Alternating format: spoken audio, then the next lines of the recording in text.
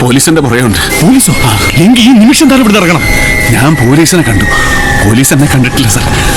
ഇവിടുത്തെ തട്ടുംപുറത്ത് ഞാൻ ഒളിച്ചോളാം സാർ. അതിനിവിടെ തട്ടും പുറമൊന്നുമില്ല. അതുള്ള സ്ഥലത്ത് പോയി ഒളിച്ചോ. ഇറങ്ങ. അങ്ങനെ പറയരുത് സാർ. എടോ, കാട്ടിപ്പോയ ഈ ഏടാകൂടത്തിൽ നിന്ന് രക്ഷപ്പെടാവുന്ന അവിടെ കൃഷി ഇറക്കാമെന്ന് ഞാൻ തന്നോട് പറഞ്ഞാലോടോ. താൻ അനുസരിച്ചോ?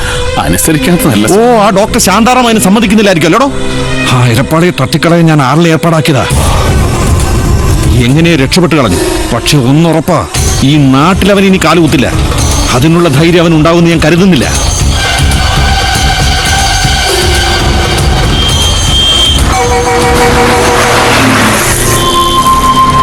ഈ ബസ് കേരളത്തിന്റെ അതിർത്തി വിട്ടിട്ടിപ്പോ മണിക്കൂർ 4 ഇനി പറ, സത്യത്തിൽ എന്താണ് സംഭവിച്ചത്?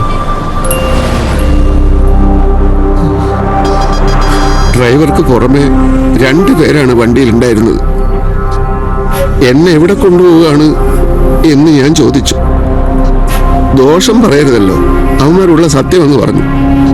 കൊന്ന് കൊക്കയിലെറിയാൻ കൊണ്ടുപോകാടാ നായെ എന്നൊരുത്തൻ. നിനക്ക് കറണ്ട് ഭാർഗവനെ നന്നാക്കണം അല്ലേടാ ചെറ്റെ എന്ന് മറ്റവൻ. ഒരു കാര്യം എനിക്ക് മനസ്സിലായി, കൊക്ക എടുക്കാറാവുമ്പോ അവന്മാരെന്നെ തട്ടും. കാലിഫോർണിയ യൂണിവേഴ്സിറ്റിയെ മനസ്സിൽ ധ്യാനിച്ച് ഞാനൊരു പ്രയോഗമങ്ങ് ചെയ്തു. ഒരുത്തന്റെ അസ്ഥാനത്ത് കയറി ഒരു മരണപ്പിടുത്തം, മറ്റവന്റെ ചെവി ആഞ്ഞൊരു കടി. 2 പേരുടെ മരണവെപ്രാളത്തിലുള്ള നിലവിളി കേട്ട് തിരിഞ്ഞു നോക്കിയപ്പോ ഡ്രൈവറുടെ നിയന്ത്രണം വിട്ടു. വണ്ടി ഒരു മരത്തിലിടിച്ചു. ഞാൻ റോഡിൽ തെറിച്ചു വീണു. വലിയൊരു ഓട്ടമായിരുന്നു അവിടുന്ന്.